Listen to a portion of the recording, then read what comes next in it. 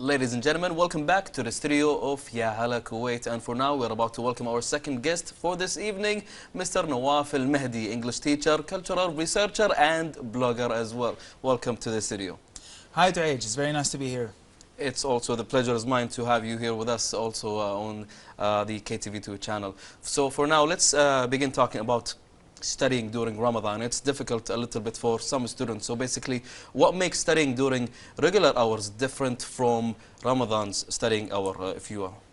Of course, now, with my 4 years of teaching at the Ministry of Education, now with my experience in teaching, studying during regular hours, you have more flexibility. I mean, you can recharge yourself through eating and doing sports, and you know, more time to study, and you have to also sleep on time during that time.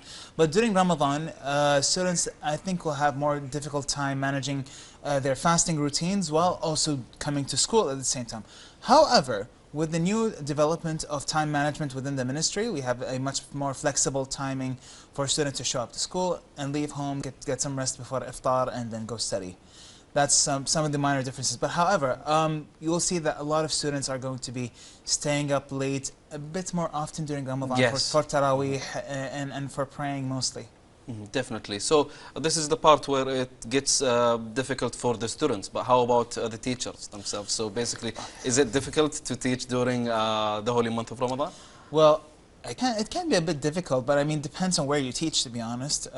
So where I teach, actually, it's, alhamdulillah, it's kind of flexible for me to work. I think some of the biggest difficulty is that mostly the essential teachers, like for Arabic, English and math teachers, they are the ones with more stress during work.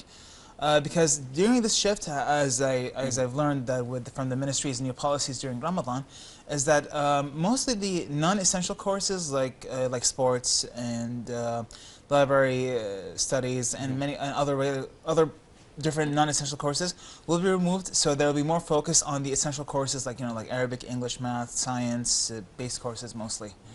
But yeah. Fair enough. So, mashallah, it's been 4 years already. So you must have had like some, I would say, advices for those who students of yours, if they are watching us right now on the TV screen. Or what advice do you offer to your high school students if they are watching you right now, especially during this holy month of Ramadan? Of course, the first advice: don't stay up late. I will be watching, by the way. That's the first thing. The next thing I would say is definitely you should eat well during Ramadan, because okay, we all get cravings during the day that we want to eat everything, and that's completely normal for all of us. But I do recommend stacking up on vegetables, fruits, and lean meats mostly during the day.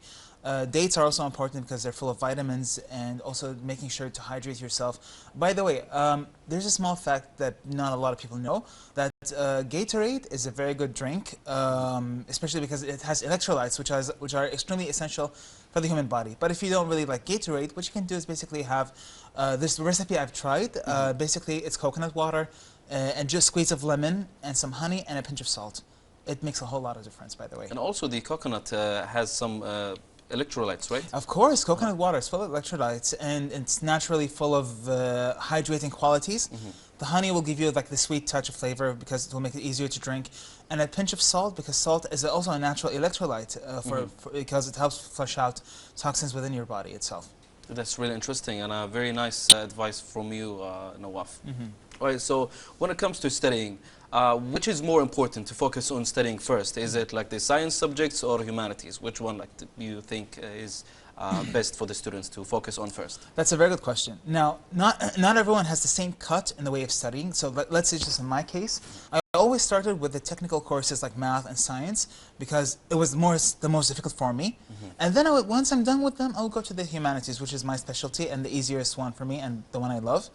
But at the same time, I would also recommend starting with the difficult subjects first, tackle them first, and then move slowly to the more easier subject. That way, you'll be able to end your studies with something fast and easy, and something that you enjoy in the end. That's some of the advice I can give. Oh, and note-taking. I really, really do advise in note-taking. Now, many schools are now encouraging to use worksheets.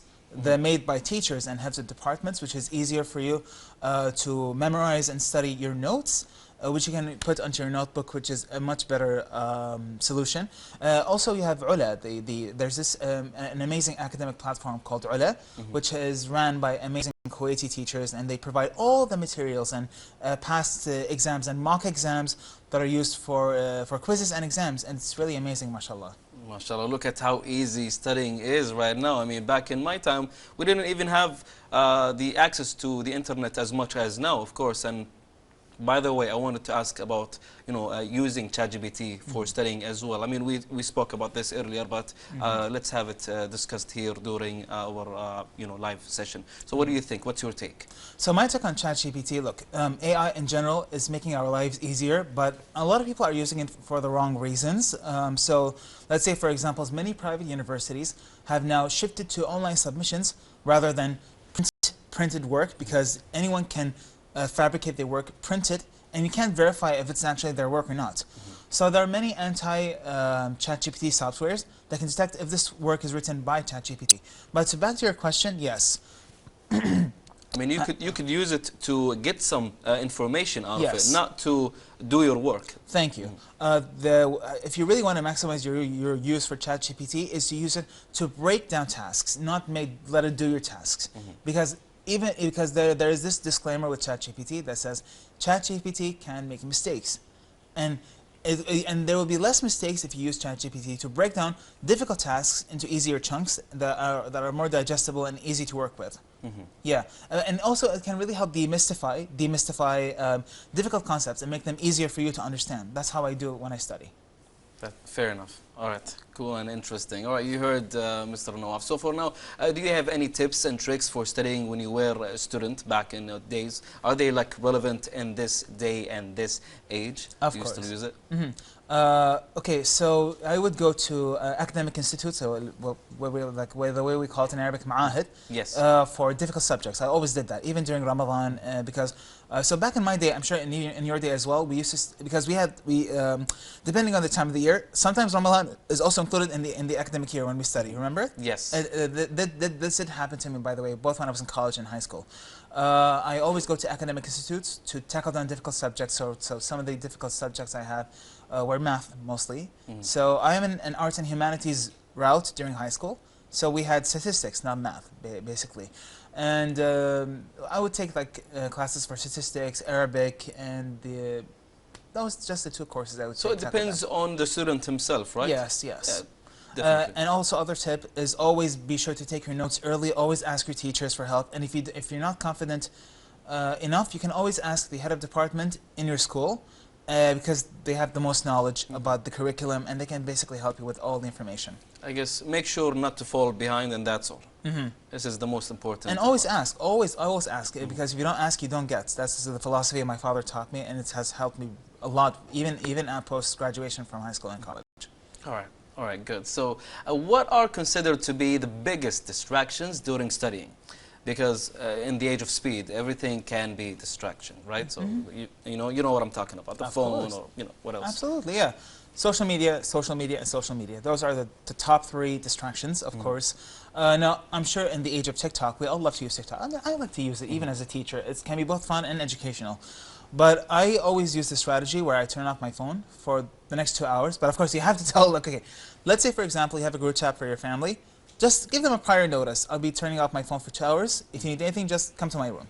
Turn off your phone. Keep it in your drawer, because if it's in front of you, you'll be tempted to use it again. Yes. And that way, you'll be able to clear your mind and try to focus. Oh, and there are also some other tricks I've tried. Like they say, if you take chewing gum, and with a specific flavor, and you associate it with studying, then when you chew that gum again, you'll remember that information better. Wow, that's new. Yeah, does it work? I mean, it's worked for me, but maybe not for everyone else. It's just a psychological trick that I've tried, I like to experiment with new studying methods. So for example, there's the Cornell method with note-taking. There's the Harvard method for note-taking. I tried the Cornell method. It's pretty interesting because in your notebook, there's this specific grid. One grid for important terminology, المصطلحات, or like the important keywords you need to know. And this part, you'll have the important notes you have to take. And below is like questions that you want to ask the teacher. It's really helpful, by the way. I tried this before. Nice. Yeah. A very nice way to keep the questions and all the things that are important for you to ask later on when you're back to the class. Absolutely. Well, that was such a wonderful interview, Nawaf. I enjoyed it, and I hope also the students who are watching and everyone actually during the holy month of Ramadan focusing on their studies and also paying attention to the advices that you just mentioned, because they are brilliant. Thank you so much. Thank you, Taij. It's an honor to be here again in the studio. All right. Well, dear viewers, that was Mr. Nawaf Almahdi, English teacher, cultural researcher, and blogger as well. We hope you enjoyed this interview. And for now, we have got a report coming up next, so stay with us, and we'll be back after this one.